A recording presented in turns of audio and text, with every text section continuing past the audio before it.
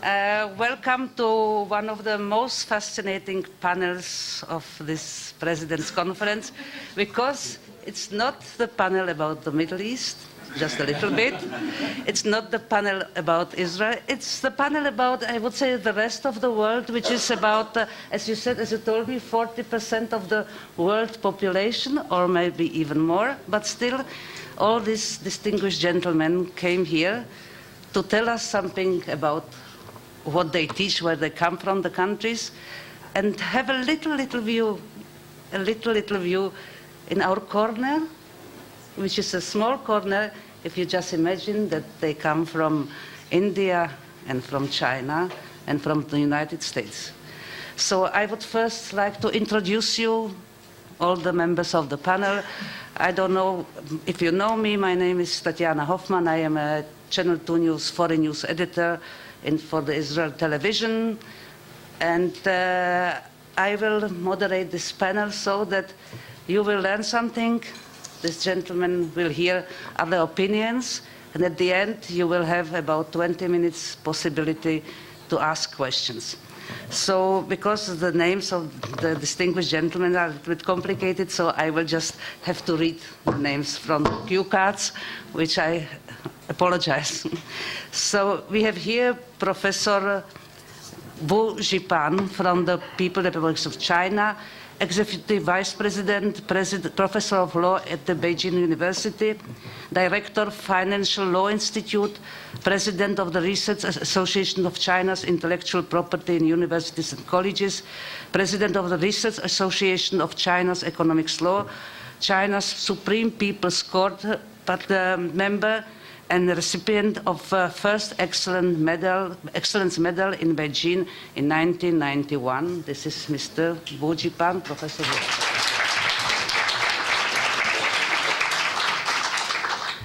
Next to him is Professor Yuri Pines, which, as he told me, he lives in Beijing and comes from Israel and works in Israel. Mostly it's just the opposite. People work in Beijing and live in Israel, but he has the privilege to do it otherwise wrong.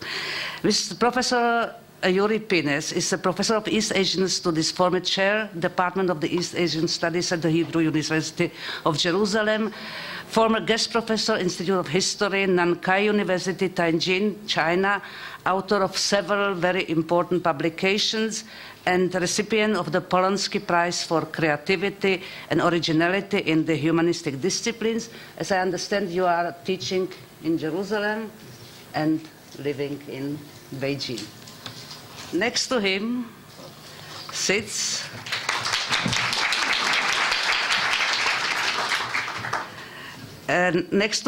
Professor Min-Shin Pai.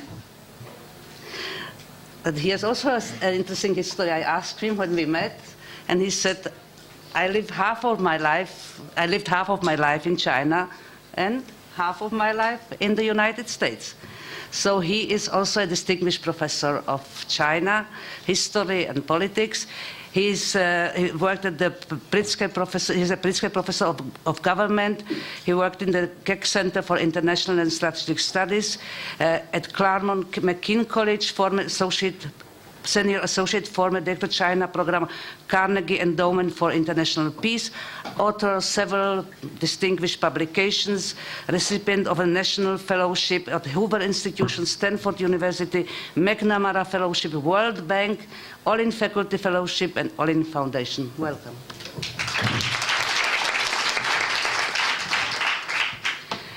And next we have Mr. Edward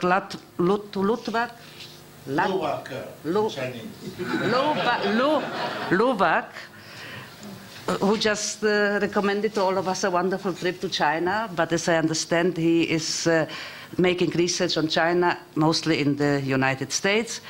He is a senior associate in the Center for Strategic and International Studies in Washington, chairman of the board of AP Fleet, president Servicios Amazonas, author of several books, and a researcher of China's history.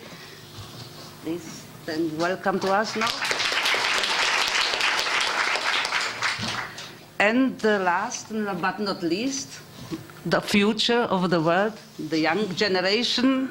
Mr. Kapil Komiredi, India, freelance writer of foreign affairs, particularly Indian foreign policy, published in American, Indian, and British publications. As I know, Washington Post, Boston Globes, Guardian, reporting from China and India and Pakistan, and also from Belarus, which I didn't exactly understand what does it mean, but you know, the young Indians have a lot of secrets, so he reported us from Belarus. Okay, and now... So now we come to the subject. I mean, I don't have to tell you that what India and China did in the last 20 years, let's say. The economical growth, their importance in the world is uncomparable to anything which happened to Europe or which happened to the United States, and even, I would say, what happened to South America. These two extremely big countries, both of them have more than 1 milliard or 1 billion people in the population. Everybody knows that they are an enormous economical success. But the economy alone isn't what we are talking here, because this, everybody you know. It was always in the past that rich states in the world, even empires, they always also influence the policy of the rest of the world. They influence the foreign policy, not only economy, but also the culture, the politics, the society, and the whole development on the world depends on how rich they were. Now we have a completely different situation. We still have the very rich United States. We have the slowly less and less rich Europe, but we have extremely rich India and China, which until today we really didn't see how they imagine they will influence the world politics. Because we have here also two completely different political systems. The political system of India is completely different and not compatible with the political system in China. And still we don't see, or we can't understand exactly what do these governments or leaders of these states mean.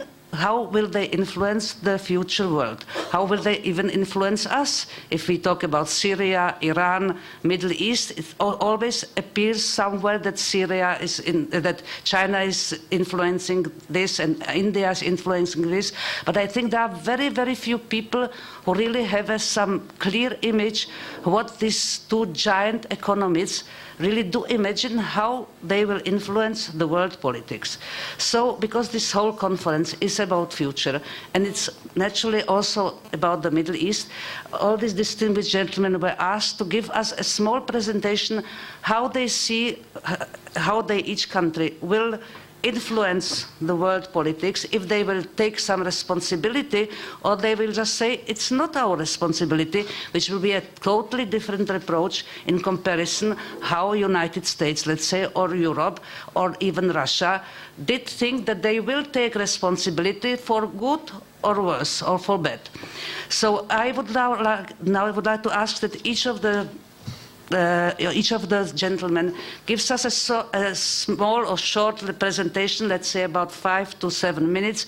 How does he think that China and respectively India do see their prospects or their future in influencing the world politics and taking some responsibility, or maybe not taking responsibility and being concentrated on their own countries.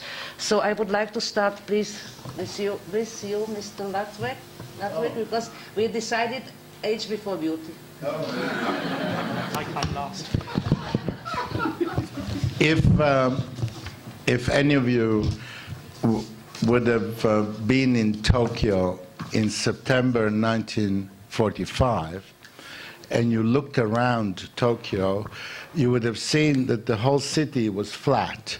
The whole city was burnt.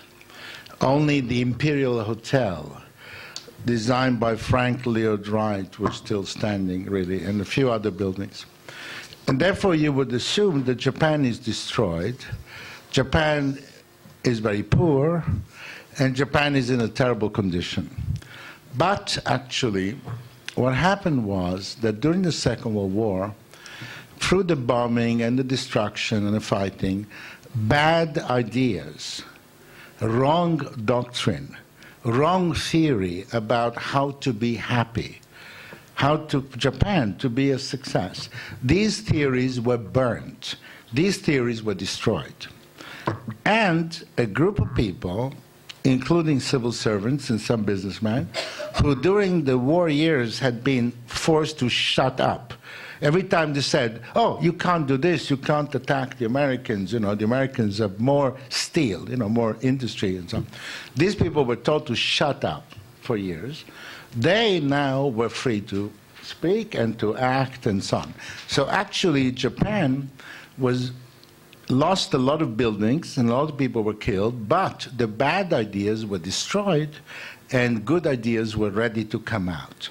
And these good ideas were facilitated, of course, by the American alliance, because the United States opened markets to Japan.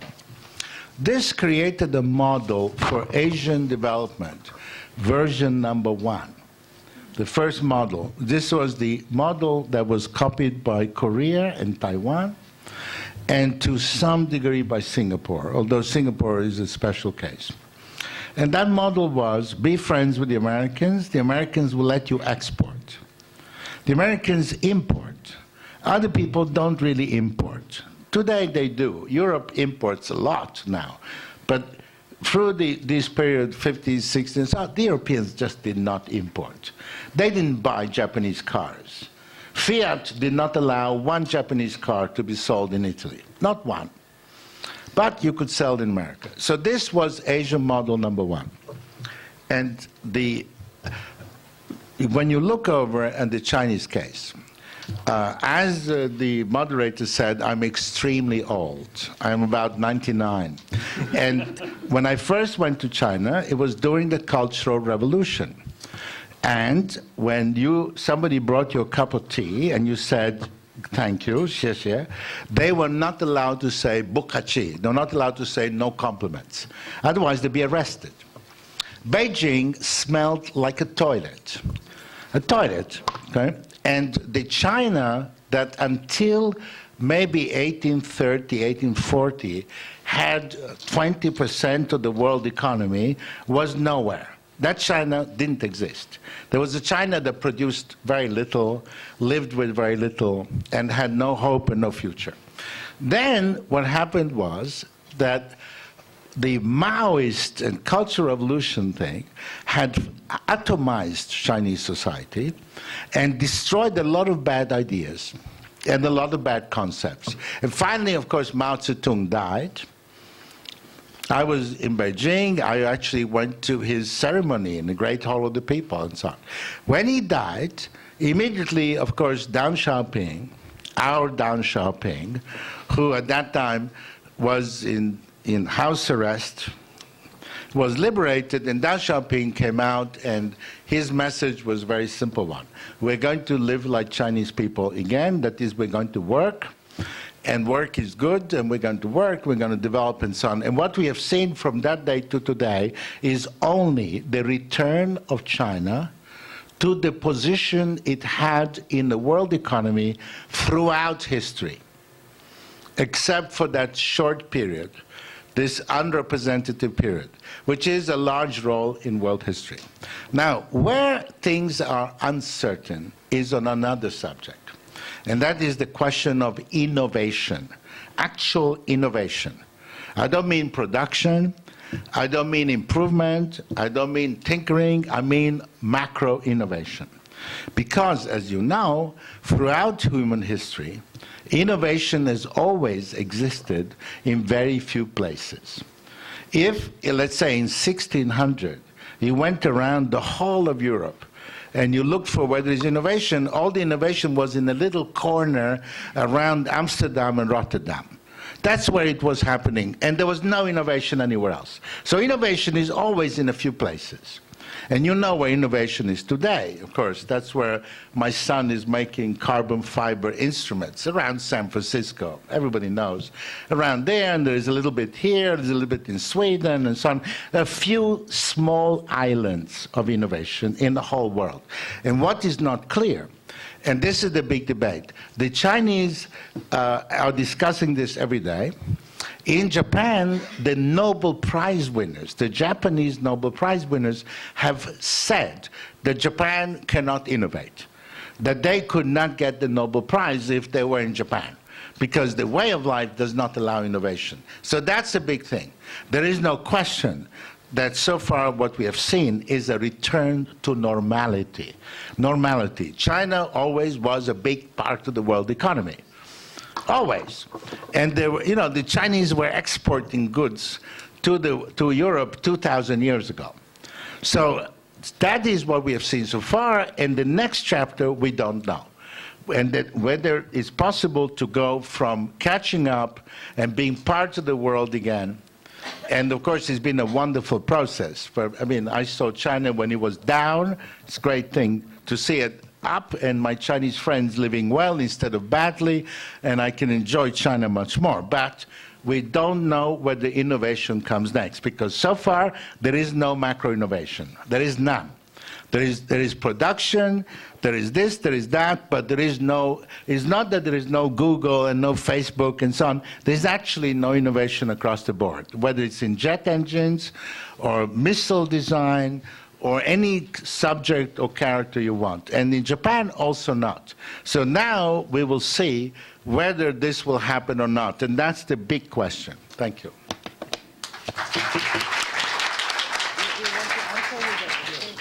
Okay, so I would like to ask Mr. Professor Wu Zhipan to give us an answer, because he teaches in China. He is an academic person in China. So what would you say about how you see the future of China, also in regards to what you just heard? Thank you. Thank you. Yes, may I answer the Professor Luwak the question? Yeah. Could you take the microphone? There will be yeah. Okay, thank you. The innovation in China, maybe you look, is not so many innovation like United States. But when I study innovation model, in the United States you found two kind of models. One is in IT area. All the IT area innovation is a little bit easy. In the person, even the university students, even the freshmen, they can do the innovation, like Bill Gates, like Zuckerberg, like many young generation can make innovation and then establish a new company and then IPO in the market and then become the millionaire. But in biology, it's difficult.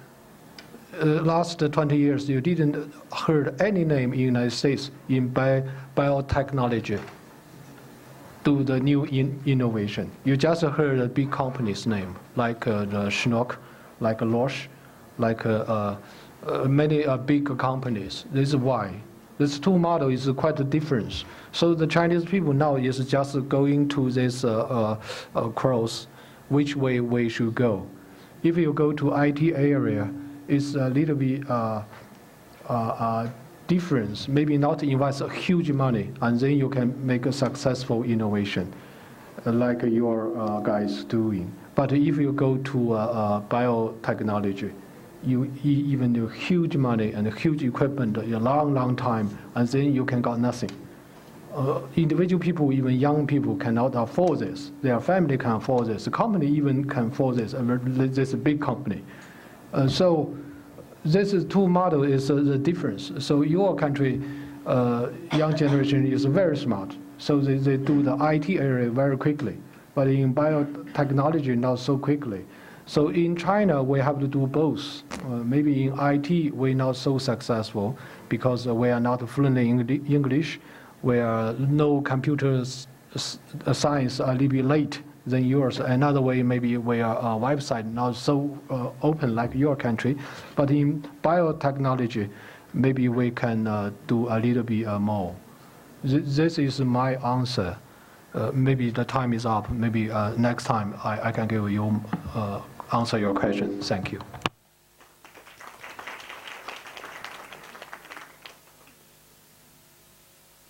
Opinions, if you get to say what's your perspective, and I would like if you could also not mention the main subject of this panel, which is if you think that these big countries will take some responsibility for something, or if they are too much occupied with themselves. Yes, with pleasure. So I shall begin with the point that Professor Lutwak mentioned. It is not the rise of the East, it is not the rise of China and India, it is the return of China and India. These countries, for the most centuries of the last 2,000 years, the world's center of gravity in terms of economy, in terms of technology, in terms of innovation, in terms of good administration, was in the East. Now these countries are coming back. There was a huge problems 18th century, 19th century, exactly when Europe began pushing forward with science, technology, and industrial revolution. China and India stagnated. But it is normal, not just that they catch up with Europe, it is normal and expected that they will occupy the same place in the world economy, in the world sciences, in the world military, in the world whatever global aspect you say, as their relative demographic weight. At the very least, we should expect that if they have now 35–40% of the human population, then in the not so long future, 35–40% of the world economy, technology, sciences, cultural production, etc., will be in these two countries. Now, what will be the impact on the world? I would say people are usually, they are polite, so they say what will be the impact of China and India. But what they really are afraid is what will be the impact of China. Because China is completely different. It is a singular challenge for the West. It does not share two major creeds of the Western civilization. It is neither Christian nor democratic. So, you know, there was a Soviet challenge, but at least Soviets were of Christian origin. Then, for a short while, Japan was imagined to be a challenge, but at least Japan was democratic, and India is democratic. China is neither. So what will happen? A lot of people are afraid, and when I lecture in Europe, some people are very fearfully asking how China will impact our life. I would say I have bad news and good news for those who are afraid of China. The bad news, surely the rise of China will change the rules of the game. It will change the rules of the game at the very least by the fact that you will have a different model, Chinese model and Indian model, which are not the Western model, the models of social, political, and economic structure, which are different. It will not undermine United States and Europe, but it will create more opportunities for the smaller countries to choose. Just as we want to choose between Chinese cuisine, Indian cuisine, and some of us prefer McDonald's, I don't know why, in the same way, countries will be able to choose more than one models of development. But if we say good news for those who are afraid of China, and India perhaps, China was never a missionary society. It never tried to impose, even when it was most powerful country in the world, which was just 3 centuries ago, it never tried to impose its values beyond its boundaries. Even on the periphery of its own boundaries, it was very reluctant to impose its values. It does not have this push of creating everybody Chinese. Unlike the West, the Western hegemony was based on this idea of missionary, either of Christianity or communism or democracy. I think that China will not in the imaginable future try to impose whatever is called Chinese model on other countries. India will not become Chinese and China will not become India, and neither of them will become the United States. We shall have more pluralistic world, the world of more choices. Thank you. So now we go to India, because I want to have a little bit aspect of another country, and at the end we will go back to China, because we have only one representative from India. So I asked Mr. Kapil Komiredi, you heard here very interesting questions. Well, how would you classify India in comparison with China? Thank you. It's really an honor to be here. I think I'm primarily here because I reduced the average age of the panel by about 4 decades. But I think Edward is saying by 5 decades, but he was there in 1945. I wasn't. One of the temptations of speaking last, in this case penultimate speaker, is that you want to rebut other people's arguments, but I think I'll stick to what I wanted to say. It's really an honor to be speaking here. I will leave the secret of Asia's success to Min Shin-pei, who is the authority on the subject, and I'll speak about what I know and what I am passionate about, the Indo-Israeli relationship. For more than 4 decades, and I've written this down because I'm young and I can't remember stuff, so you'll indulge me, I hope. For more than 4 decades, after these 2 improbable democracies were created, India and Israel, they had no relationship to speak of. Here was Israel, here was India.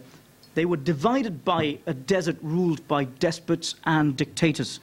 And yet, on every debate that mattered, they found themselves on the opposite sides.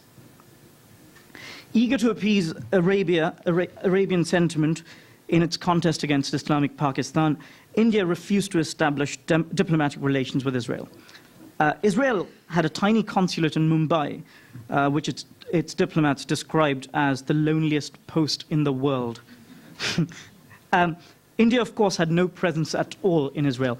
There were about 35,000 Indians of Israeli origins, Israelis of Indian origin, or either way, because they were Israelis, and they were in India, and they would then turned out to be Indians who moved to Israel. And they couldn't get a visa to India, and they had to go to 3rd countries in order to get a visa. But what Indians began to realize after a while is that regardless of the truth, regardless of the reality of their relationship with Israel, in the minds of their adversaries, India was joined at the hip with Zionists. You could take the non-existent Indo-Israeli relationship, seal it in a bag, douse it with kerosene, incinerate it, and then stamp on the ashes. It would make absolutely no difference to the purveyors of Indo-Zionist conspiracy theories. To them, everything that went wrong in the world was a fault of Indians and Jews. In 1971, for instance, Pakistan carried out the single biggest genocide of Muslims since the birth of Islam. When this resulted in Pakistan's dismemberment, its leaders placed the blame on an Indo-Zionist plot to destroy Islam. In 2009, I'll give you another example, I interviewed the leader of Lashkar-e-Taiba. This is the group that carried out the attack in Bombay in 2008. And we met in a Subway restaurant in Lahore in Pakistan, and we shared a salad. He was watching his weight, he's diabetic. And I asked him, what are you going to do after you liberate Kashmir from India? He said, we've got the Jews to deal with after that. So just keep that in mind. It's almost as if Israel and India were thrust together by their enemies. Today, India is Israel's closest eastern ally and its largest arms market, responsible for buying about 50% of Israeli exports. Non-military trade exceeds 4.5 billion. To put this in perspective, in 1992, our trade amounted to 180 million. Today, it's 4.5 billion. Once India and Israel sign the free trade agreement, it will be 15 billion. Israel's tenacity in dealing with its enemies has many admirers in India. Anyone who remembers the state of Indo-Israeli relations just a decade ago will be stunned by the results of a recent global survey carried out by the Israeli Foreign Ministry. Once a bastion of anti-Israeli sentiment, India was found to be the most pro-Israeli country on the planet, well above the United States. That is quite staggering. But the downside of this affection for Israel in India is that it reduces Israel to a security state in the Indian mind, because Indians' exposure to Israel is filtered through news of terrorism and war. Israel's determination to defend itself is real, but that's only a part of the Israeli story. Israel has much else to offer. Its rich culture, its technological advances, its art, its music, its cinema. But despite the growing trade, I don't think many Indians know about these aspects of Israel. Take the imbalance in our respective soft powers. I'll hazard that almost everyone in this room has heard about Bollywood, maybe even seen one of its shabby products. But how many Indians do you think are aware of the Jewish film industry? Sorry, I beg your pardon. I wanted to call it Jollywood, but of the Israeli film industry. I doubt many are. I was being driven yesterday from Tel Aviv to Jerusalem, and the gentleman who drove me was an Orthodox Jewish gentleman, and he sang Bollywood songs. Apparently he used to watch Indian films 40 years ago. Why don't Indians know about Israeli films? It's not that Indians are incurious, it's just that we need Israel to work harder, make the relationship about more than security. Indians are already predisposed, favorably predisposed toward Israel. Their hearts, if you will, have already been won. You just need to cultivate the minds. One way to entrench yourself in Indian minds is, I would propose that Israelis start playing cricket. I'd seriously say, you play chess, and do you play football? I think you should play cricket. I mean, Howard Jacobson says that there is no sport as Jewish as cricket. You should start playing cricket. But more seriously, what baffles me is that Israel has never sought India's help in dealing with Iran. I wrote an op-ed in Haaretz today making this point. India has more leverage with Iran than all the powers that have presently gathered in Moscow. Yet Israel has delegated the job of influencing Indian policy on Iran to the United States. This approach is bound to fail. You want to know the reason? Why will India never listen to the United States on Iran? The reason is, name the country which funded, armed, indulged, and shielded from prosecution India's principal enemy, Pakistan, for 50 years. That would be the United States. Now imagine how Indians must feel when the same Americans urge them, quote unquote, to assume global responsibility for peace. It sounds risible to Indian ears. But if Israel were to approach India directly, I believe it would generate genuine sympathy. For a start, Indians can readily identify with a fellow democracy anxious about being attacked by a neighboring theocracy devoted to its destruction. Israel has a long history of offering India help whenever India was in trouble. In 1962, when India went to war with China, and during successive wars with Pakistan, Israel offered India help. Israel has an enormous fund of goodwill in India. It's about time, I believe, its leaders did not stop flinching from cashing that goodwill. Thank you.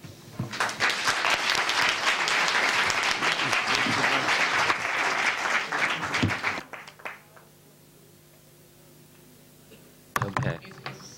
Speech about what he thinks about Yeah. China. Well, as a professor, I often fail students who do not answer questions directly. And I'm not going to fail myself. So I will address the topic for this panel, the secret of Asia's success first. But then I also know that I have to be responsive to the professor in this room, the moderator, and I will end up saying something about China's role in the world. In my professional career, I've observed something very strange. Countries succeed first, then there are stories about them. When they're succeeding, you don't know the real stories about them. You tell stories about the success only afterwards. Now we have the case of China. So what's the secret of success of China? It's a very political issue, actually. Let me give you the standard economic version of this success. As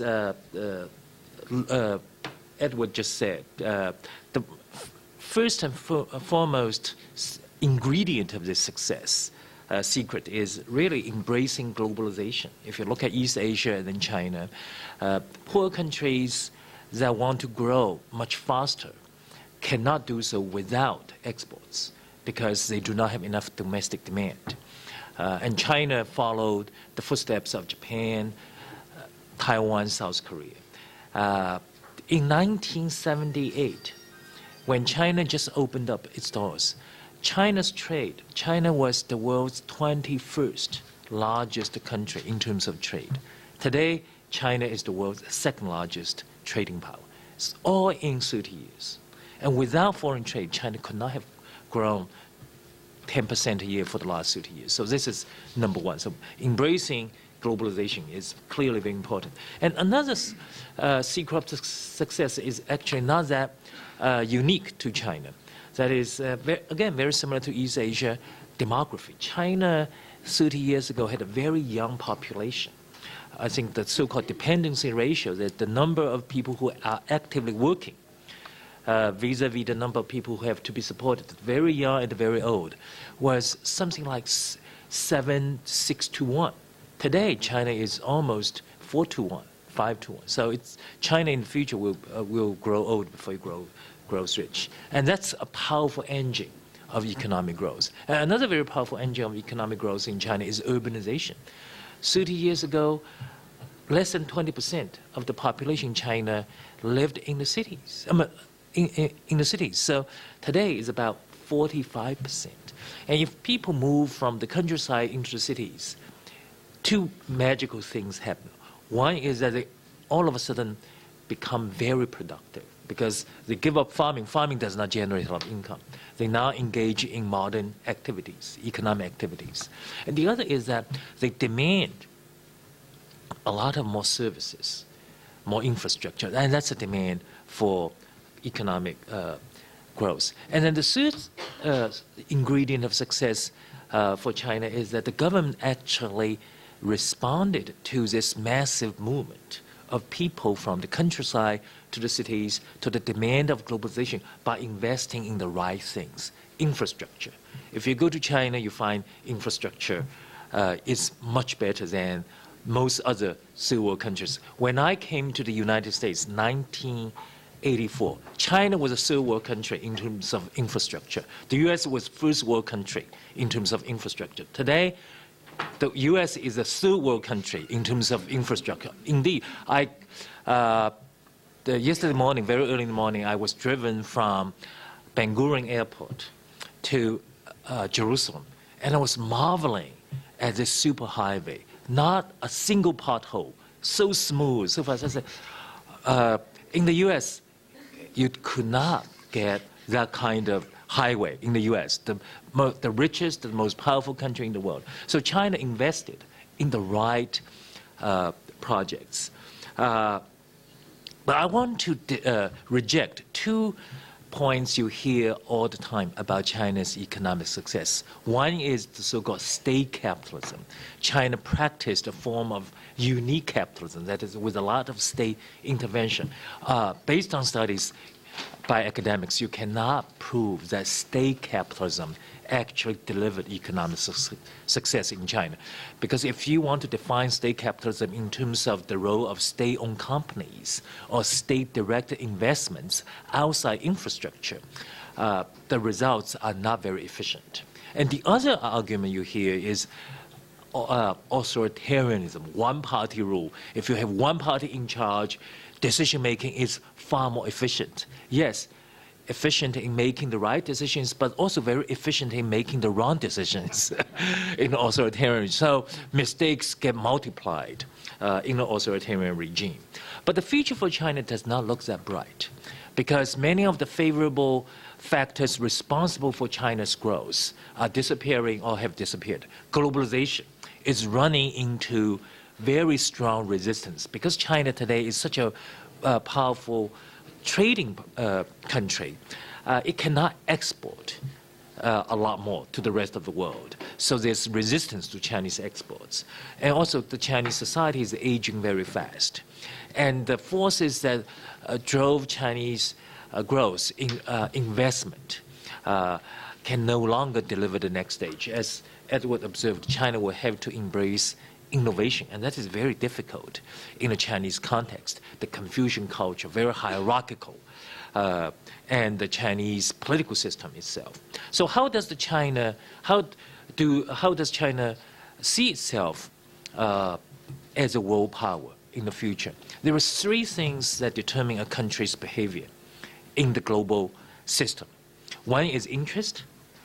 The other is ideas. It's how it views what kind of vision it has for the rest of the world. And the third is the nature of its political system at home. So if you look at these three elements, two things are not very favorable for China in terms of playing a very active role in the international affairs.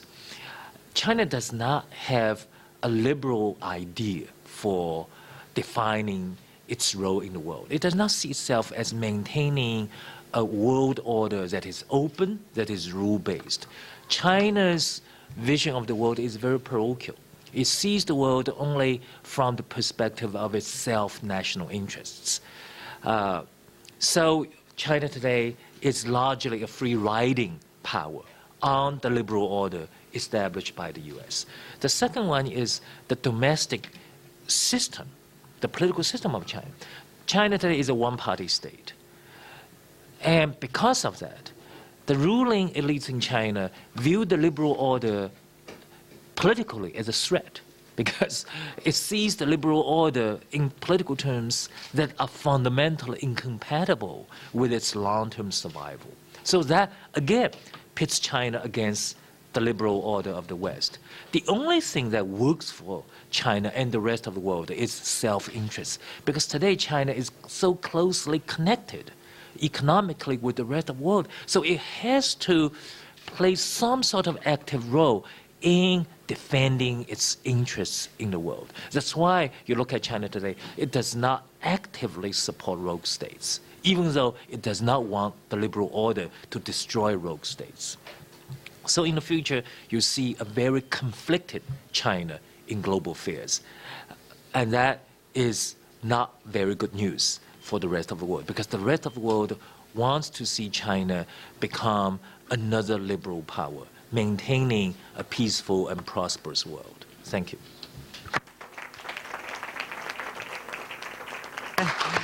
Although I would like to ask many, many interesting questions, I see that the members of our panel are getting very excited because we heard very many challenging ideas, which not everybody agrees with everything which was said here. So please, Mr. Trak, if you could take your...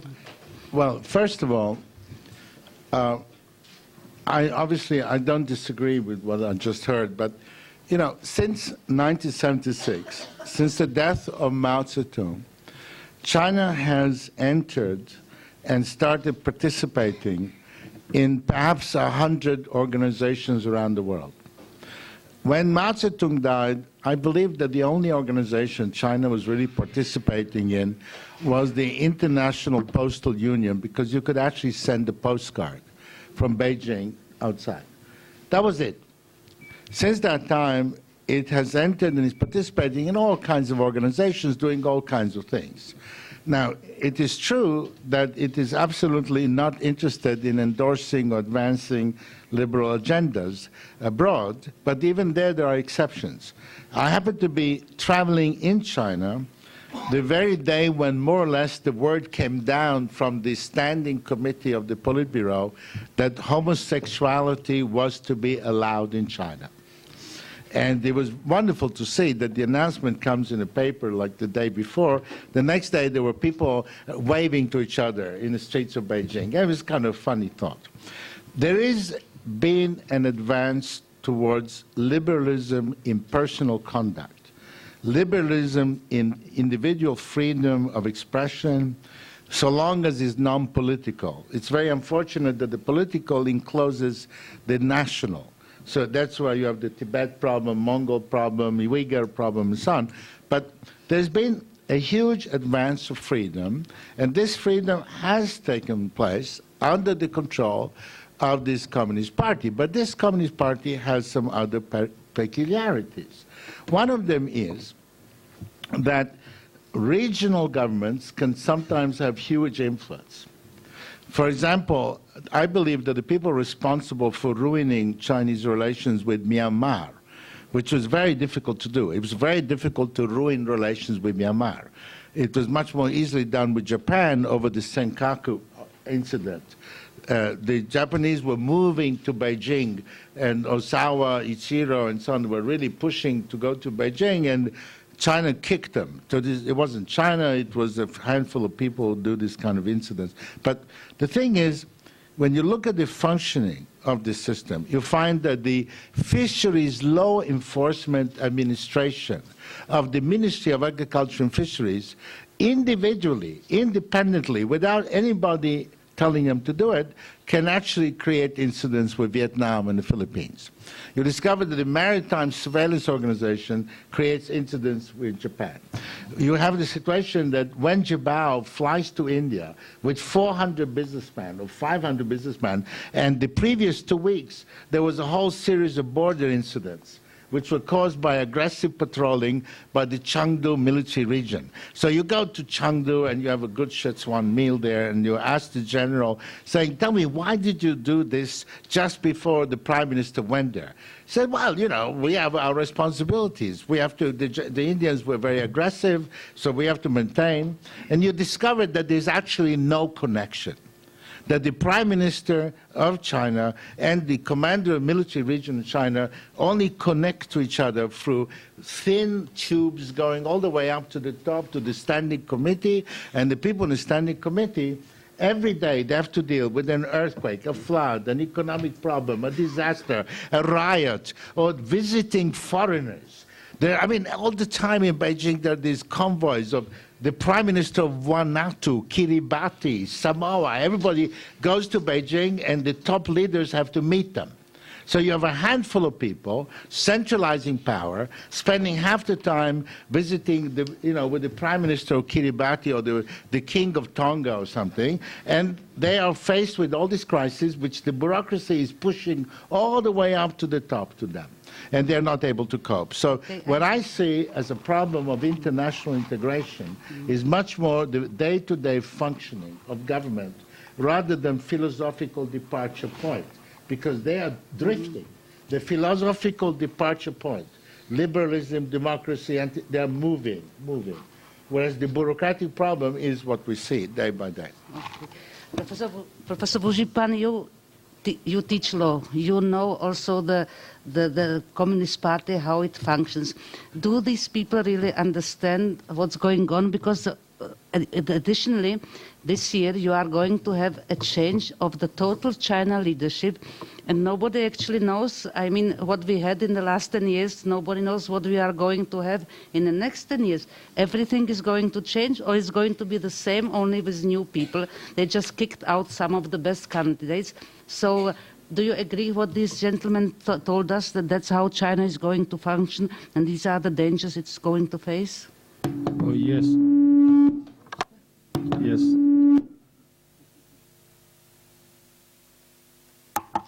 No. Okay. Thank you. It's difficult to answer. I'm not a political science professor, so I'm not researching a question so deeply. For my personal feeling, I think during these 30 years, we are trying to learn from yours. For example, we are learning English. Before I go to university, I didn't speak English. And then I sew a tie, but when I come here, nobody tie a tie. So we always follow up you, but you will change too quickly. But never give us the right information. Because when I read the material, you said the business casual. We don't know what is business casual. I think this is business casual.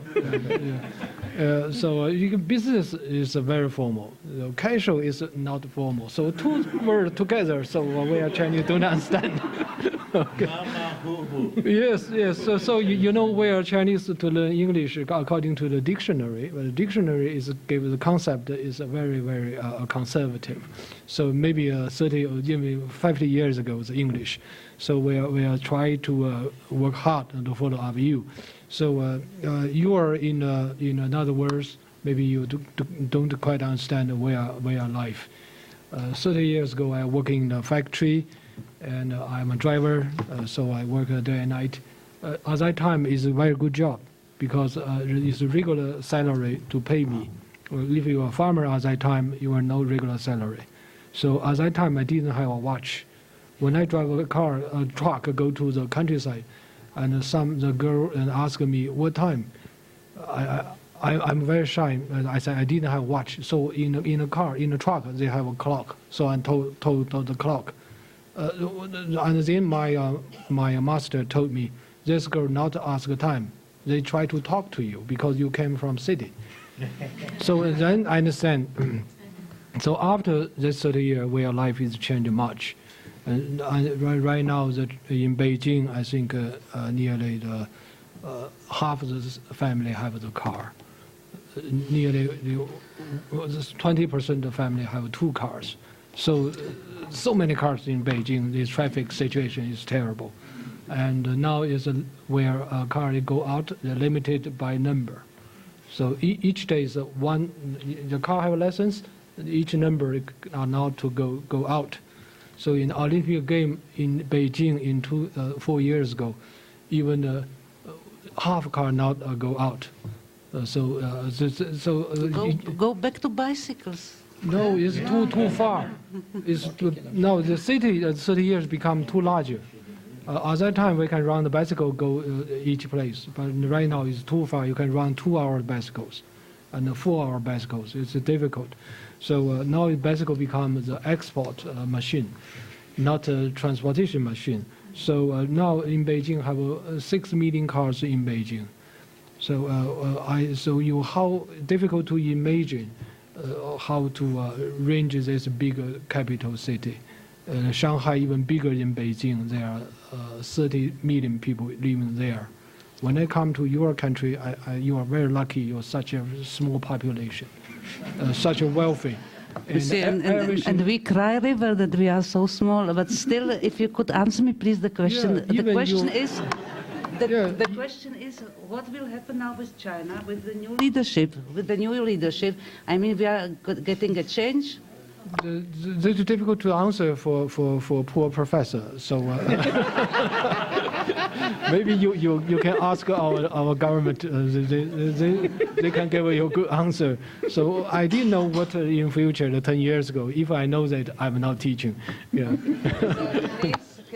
Can you tell me if you agree with the gentleman what the dangers for China are now, or if it's yes, surely, surely there are dangers, and I think that Professor Pei has written a lot about manifold pitfalls in Chinese model of development, and I think he's great speciality about this. I would say that given the dangers, one of the most remarkable features of Chinese political system is its resilience, the ability to adjust itself to different challenges, and the ability to reinvent itself. We speak about Chinese reforms as if China in the 70s, in the 80s, in the 90s was the same like China today. Actually, China changes a lot. There is continuity, sure, there is one powerful governing Communist Party, but the adaptability of China to different demographic, to different environmental challenges is quite remarkable. So I would say, yes, there are huge challenges ahead of China. If Chinese government fails, and Professor Pei is absolutely right, if they fail big. If they succeed big. It's the advantage and disadvantage of authoritarian regime. If they succeed, they are much better than any democracy, but if they fail, they are much worse than failing democracy.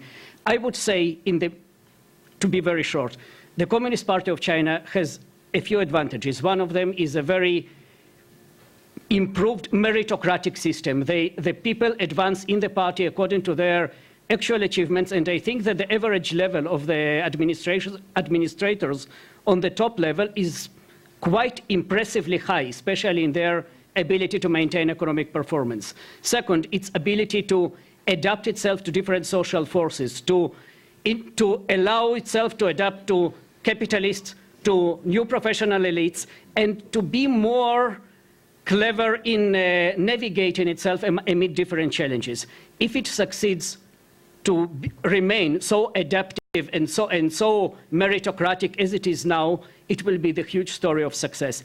If it fails, yes, surely there is a great challenge ahead.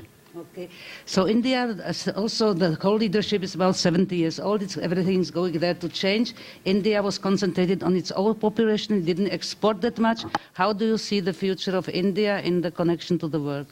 May I, before I come to India, may I just... No, I want to just stay with India. I just want to say one thing there, because... No, I said no.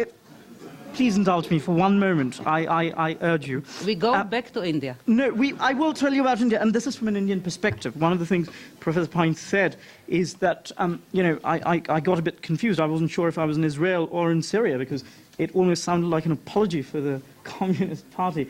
You said that its rise was, you said even on its peripheries there was no violence. I think people in Tibet might disagree with you. I don't say violence, I told there was no missionary activities. I think there is missionary activity. And I speak about traditional China, not about Maoist China colonized Tibet, and that is quite missionary when you're colonized. China ruled Tibet for 2 centuries without colonizing it during the Qing dynasty. Currently China it was much cleverer actually than Maoist China. But current China is in possession of Tibet, and Tibetans are not very happy with it, and that would qualify as missionary, wouldn't it? Some of them, and I would also disagree, but I'm not sure that we would take this. We'll take this somewhere else. But I think we shouldn't. But when you talk about meritocracy in the Chinese Communist Party, I think there is plenty of evidence to oppose that. Coming back to India, I think India and other democracies, Professor Pines talks about Chinese Communist Party and its meritocratic credentials. I think states like China, which are governed by undemocratic institutions, have a self-interest to propagate themselves. You are an establishment governing a poor country, and then your country becomes very rich. Do you have an incentive to leave your power? You don't. You have an incentive in propagating your power. Whereas countries like China, which are democratic, sorry, I beg your pardon, countries like India. India has been outweighed by China here, so, you hear China so much that... Yeah, that's why I give you a chance, so please talk about India. India has self-cleansing systems in place. Democracy works in a simple way. You elect a candidate to run your affairs. The candidate fails to do it, you kick them out at the next election. That's as simple as that. Israelis will be very familiar with this. In China, you try to dislodge your government, you get killed in Tiananmen Square. So I think praising China we should be very, very wary in democratic societies when people praise China and Chinese Communist Party. So. Okay. So I would like you to have the final word in this panel, then we will take questions from the public. So about the future of the Chinese but if you have somebody who irritated you the most today, so you can give your answer. Well, because China is such an important part of the global system, and when China faces leadership changes, we all ask the question, will the new leadership be different from the existing leadership? The sad question is, we really do not know. But the fact that we do not know actually raises another question. How come that we know so little about the incoming leadership of one of the world's most important That was countries? one of the questions, that we have no idea, actually. Yes. Because in democratic societies, leaders typically tell you what they want to do before they get elected, and of course, after they get elected, they don't do what they tell you. In China, it's the other way around. Leaders, before they get chosen, they tell you nothing about what they want to do. So you really have absolutely no idea. But I would say that if you look at China 10, 15 years from now, will leadership actually matter? The record of one-party systems does not inspire a lot of confidence. The world today, the most successful countries in the world today are not one-party regimes. One-party regimes succeed for a while, then they crash and burn spectacularly throughout history. And I don't think China will be an exception. So if you look at the history, you have to worry about the future of the Communist Party.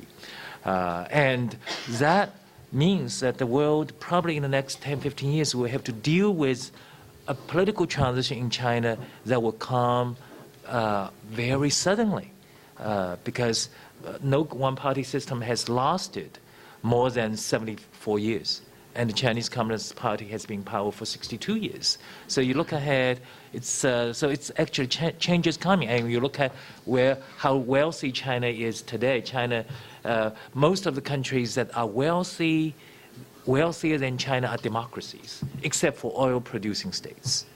So China is in a group of countries that should become democratic very soon. So if I were the leaders today coming into power in China, I would be very, very worried. Thank you. Okay, now we have about 20 minutes for questions from the public. So please put your questions very short, and you will get short answers. Don't make any speeches, because we have a lot of people who want to ask questions. So please, short questions. We will pass a microphone. You have a microphone. Somebody is passing the. Okay, so you can direct it directly to the members of the panel, and please, questions short and answers short.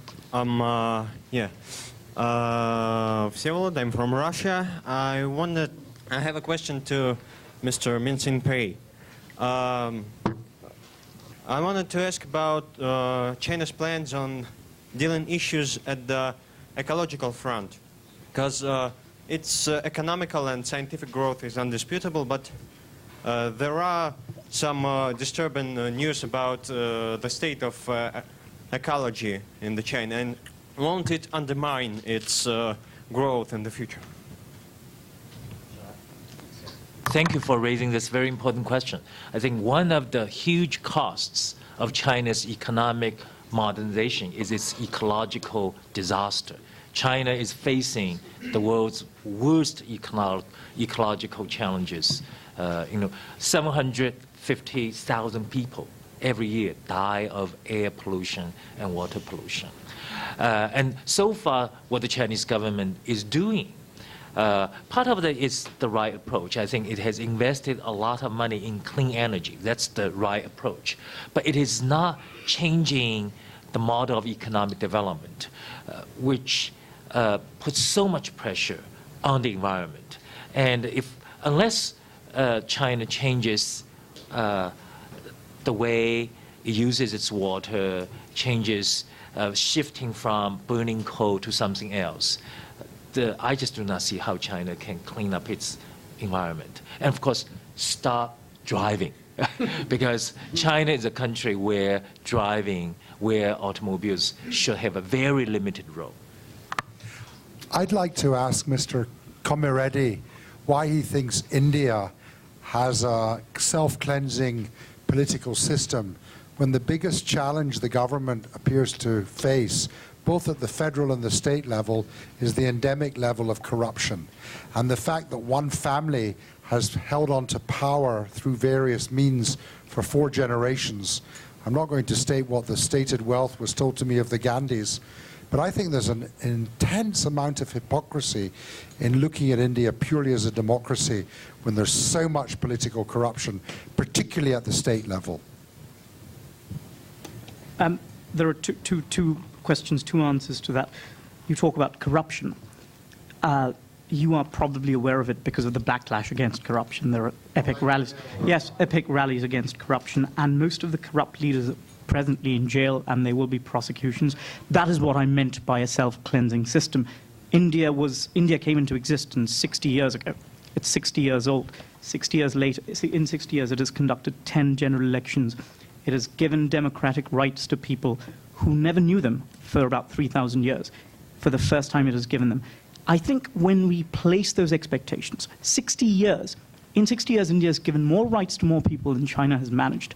So there is the incentive of democracy. And when you talk about the Gandhi family, I'm not their spokesperson, but the fact that you're born to this particular womb of Gandhis should not disqualify you from holding power. You go, you file your papers, you fight an election, and if people want to elect you, they will elect you. And if you lose an election, which Indira Gandhi did in the 80s, you lose an election. That is also democracy. I hope that answers your question. We will. I have the mic. The name is Ntense from Nigeria, and I think I should direct it to Yuri Pine. Would you give your take of China's attitude or zeal towards Africa currently? What's your understanding of why that is so? And if it's not you, somebody else on the panel could take it. It's a challenging question because I am not a specialist on Chinese foreign policy in Africa, but I would say that China is generally very much committed to 2 goals of A, diversifying its source of import of raw materials, because China is very poor on raw materials, and B, diversifying its way of exports in order not to be completely tied to the Euro-American economy. So it is normal, and I think it is very, very good in the long term, despite manifold problems in the short term, that there will be a more south-to-south cooperation and more cooperation between China and Africa, China and Latin America. It is a very complicated question because there are many different Chinas, actually. It is not many different Africas. There are many different groups with many different agendas, and not every Chinese private company is a representative of the entire Chinese people, and not every Chinese businessman is representative of the Chinese civilization. So there are good and very bad examples, and I am afraid that it will continue for years to come. But on the general, I believe that the major reason is economic, some political leverage, of course, as well, but it is good. In the long term, it will be good for everybody. Hey. שומעים אותי? Yeah, I can. Oh, okay. Hi. Andre from Israel. I was actually very interested to hear Mr. Komeredi's suggestion of Israel looking at India for help. And actually, it raises a question of both to India and to China. With their internal focus, will it be interesting for them to get involved? Because usually countries that want to get involved in international processes are countries that are looking to establish some kind of status or posture. We see Russia today trying to do it, with Putin trying to reestablish Russia as a world power. We see the United States trying to keep their own power, Europe. Are India and China looking for that kind of status? Will they want to get involved in international conflicts and trying to influence parties or come to aid or stabilize the world in any way? I'll give you a very brief answer to that. The answer is no, because they are passing on the costs of intervention to Western powers. So France and the United States and Britain intervened in Libya, and if Libya should fail, the blame will accrue to those nations. You will find that these two nations do not get involved. They actually they unite together when it comes to global warming. They become allies, India and China. So and when you look at Syria, where Assad is killing his own people, India and China are actually quite united in supporting Assad. They are his allies. China more aggressive ally, India more of a quiet ally. So I wouldn't place too much hope in either system standing up for the oppressed people of the world, if that's what you were, Or for Israel interests? The Israeli question is interesting because Israel has done, I wrote a piece in Haaretz today about that, Israel has done a lot for India, which is not public knowledge. And if Israel were to appeal directly to India, because India has leverage with Iran, that's a very unique case. India would intervene on Israel's behalf to make a case for Iran. Can I come in on that? Yes. I'm working with my two colleagues. I can hear you, sir. Shalom Bal. We are working in a Jewish People Policy Institute that tries to improve relations both with China and India. How do you expect Israel to ask India for help with Iran when 2 months, I don't know, 2 months after Iranian terrorists tried to blow up an Israeli diplomat in the center of the capital near to the house of the Prime Minister? Yeah. And to this day, my country, Israel, has not been able to bring India around to publicly criticize Iran. We were told, yes, we told the Iranians they are naughty. Not as the Iranians were so careless that the Indian police could trace phone calls from the terrorists to the Iranian embassy. Yeah. Not a single diplomat was expelled. No. I think we can safely say it's been established it was Iranian agents. Respected country in the world, even countries hostile to accepted this. So we have two doormats here. Iran treats India like a doormat, and India treats us like a doormat. Publicly. Second issue I should not raise here, so don't quote me. Our President Shimon Peres and his advisors have not been able to get an important Indian to come to this conference. So they found you, thank God. I'm very unimportant, thank you. That makes me feel much better. Loud declarations which I heard, we just came back from India, we hear it from everyone. We love you, you are great. We then know that the Indian Prime Minister said the same love declaration to Saudi Arabia when he was there half a year ago. So, okay, we like to be loved, but let's be realistic. Yeah. Okay, I can't. I have to interrupt the discussion. It can't be a discussion between. No, it's a very. I'll give a brief answer to the first question. The second answer, the second question, but I can't very answer. briefly, because we have many other people. I can't answer the second question because I'm very unimportant and I cannot tell you what. Don't take it personally. The first answer is it's precisely because India did not blame Iran that India can be of help to you. Because India did not publicly blame Iran, India has leverage with Iran. And that is the leverage you want India to use when negotiating on your behalf. So that, I hope that answers. I don't think any answer can persuade you because you've made up your mind very strongly. Okay, please. Yes. Where's the microphone? Who has the microphone? I have a mic here. Yeah. Professor Lutwak, could you explain Chinese policy toward the Iranian issue and towards Syria? Well, if you look at the actual conduct of China in the United Nations Security Council, China has followed the Russian lead.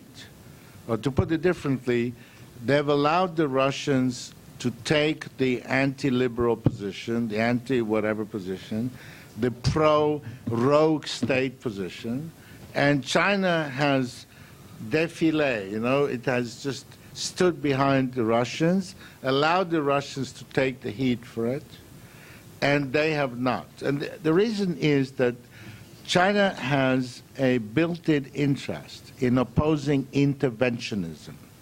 China does not want to legitimize interventionism because they are vulnerable to it in regard to things like Tibet and so on.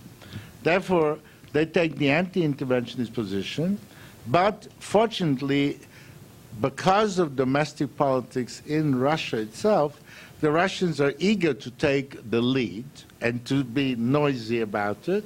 So the Chinese go along and vote for them in the same way, but they have the same interest.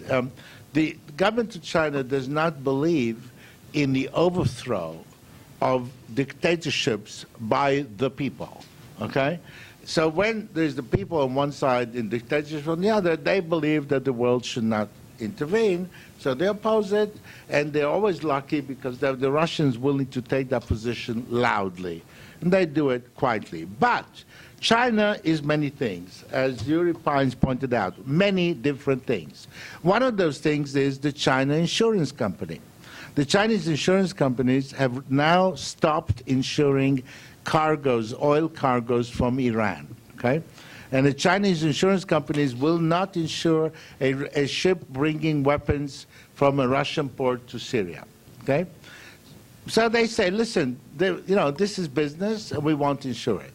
So the fact that there are many Chinas does mean that you will have Chinese positions on different sides of issues quite often. And that is a pattern that is increasing. That is, the pattern in China is increasing decentralization, and with decentralization there come a variety of positions, including in regard to Iran. So at this moment, the Indian position on Iran in regard to oil imports is much more unfavorable, if you like, than the Chinese one, because both sides are opposed sanctions against Iran. But in the Indian case, what you have, you don't have any interest group in the Indian system that is willing to act on its own to block it. The one, of course, important exception was that Iran used to import a lot of its gasoline from India, from the Indian refineries, and the Indian oil company providing this gasoline stopped supplying Iran because of the interests in the West. So, this is... don't expect to see any change in that regard. Naftali Moza, we heard some comments about the amount of innovation in China, business innovation. So my question is, if we can hear a little bit about Chinese universities, To what extent, or let's hear something about applied research at Chinese universities and whether the researchers would like to commercialize that research.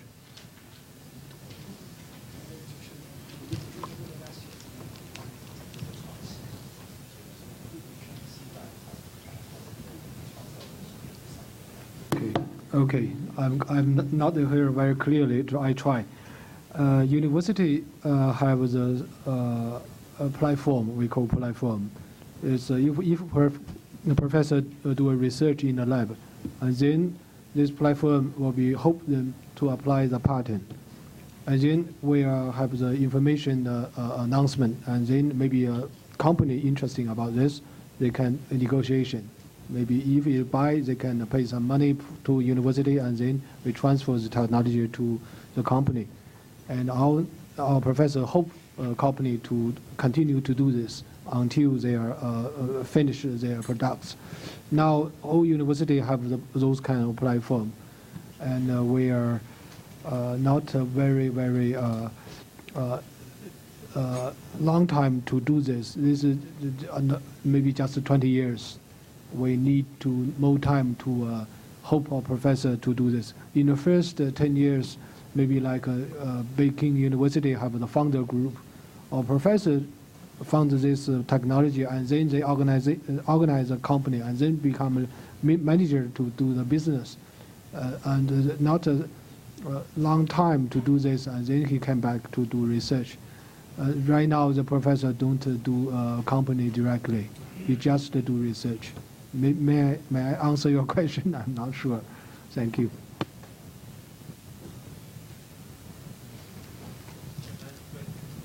Thank you.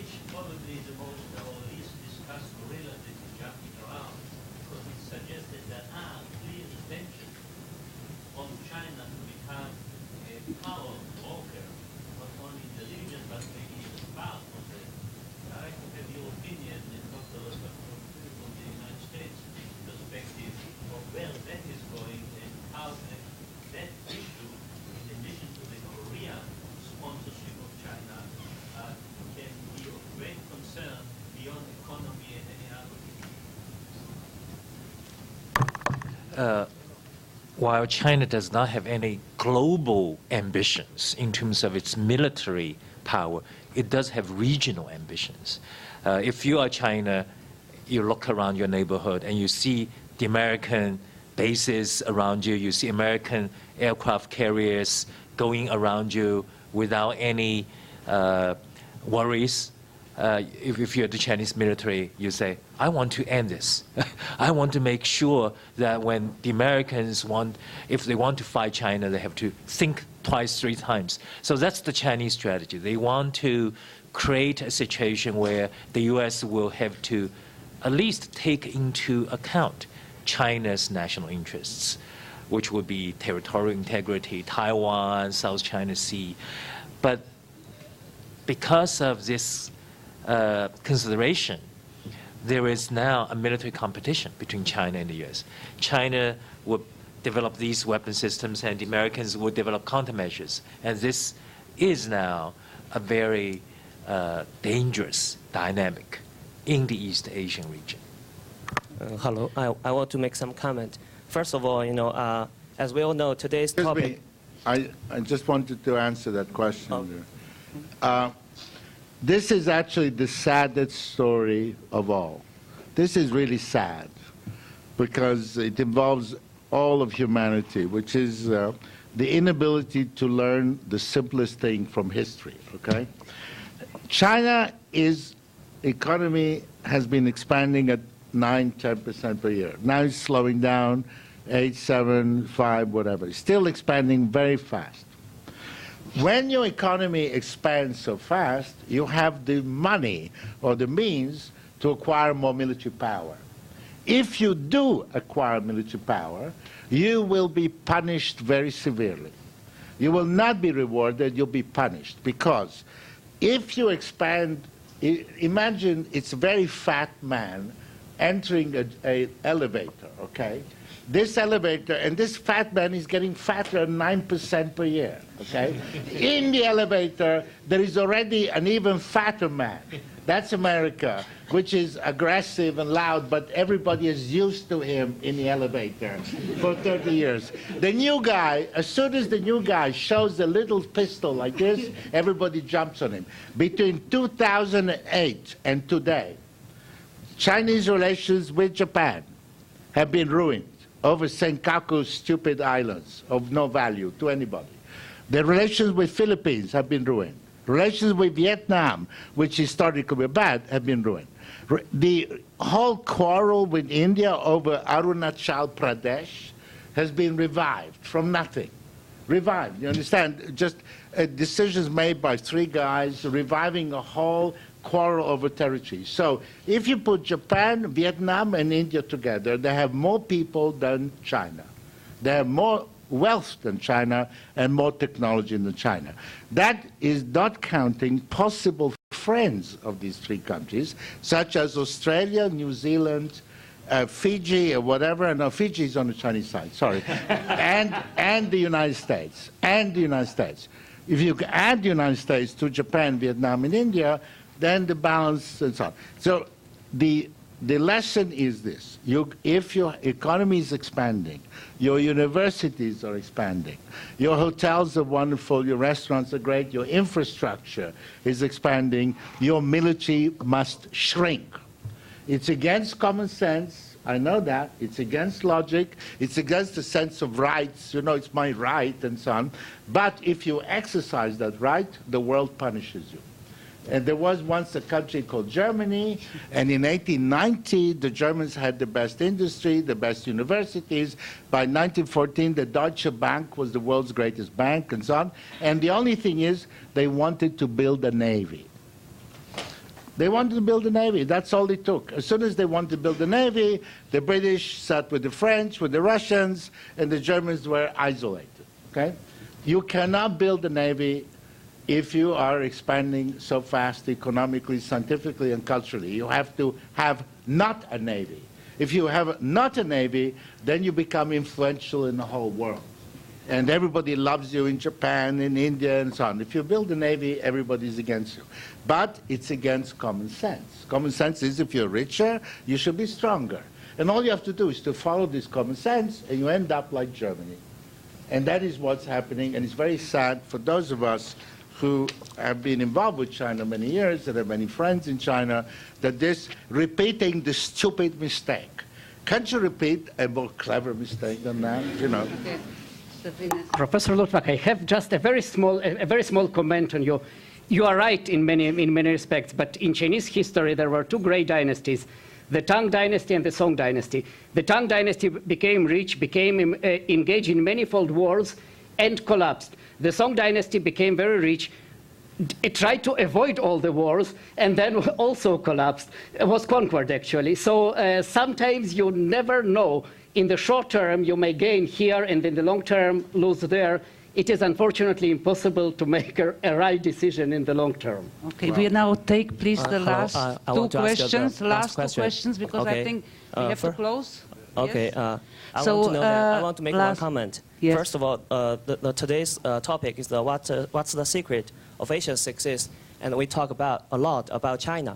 So I mean, China is now the main focus of this seminar. So I think this shows the strength of China.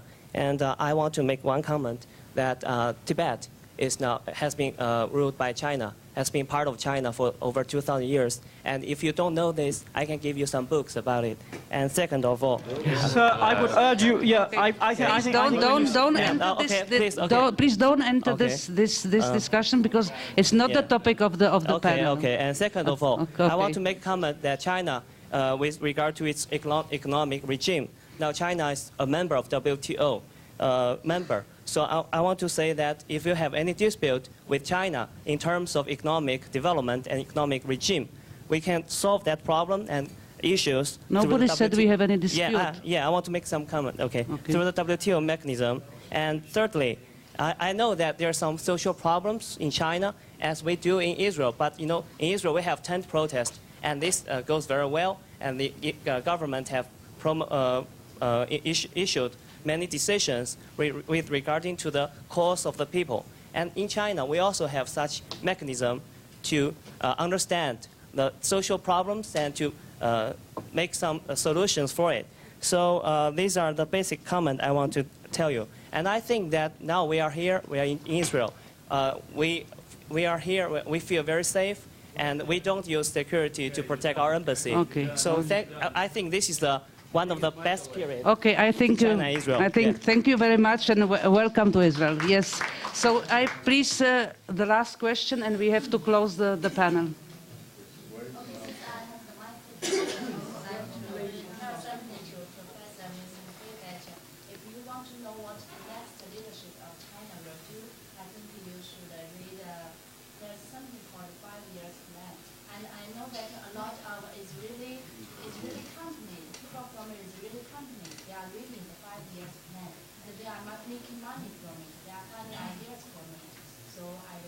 Well, sorry, are you from the Chinese embassy? Okay.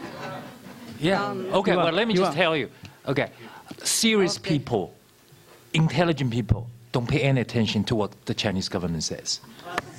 Okay, and I think rather than giving anybody books, you should persuade Tibetans to remain within your fold. Sorry, I know you would love to discuss all these very important subjects, but if you want, I am giving the last word to Professor Vujipan, and I will close the panel because we had. I quite agree with this gentleman. I came here for friendly. I'm not come here for. Debate the problem.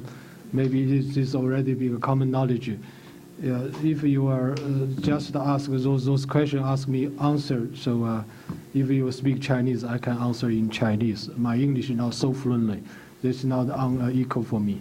Okay, please, the last question, the lady with the microphone, and that's the closing question, and a very short one. Yeah.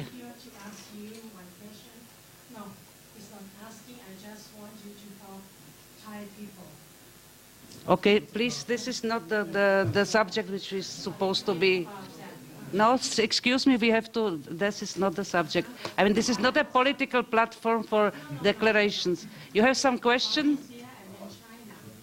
Okay.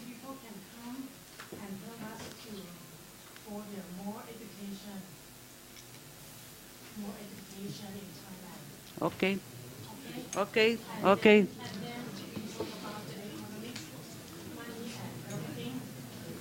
Okay, dear lady, we have to close. We have to close, and we get a lot of movement. So please, thank you all the members of the.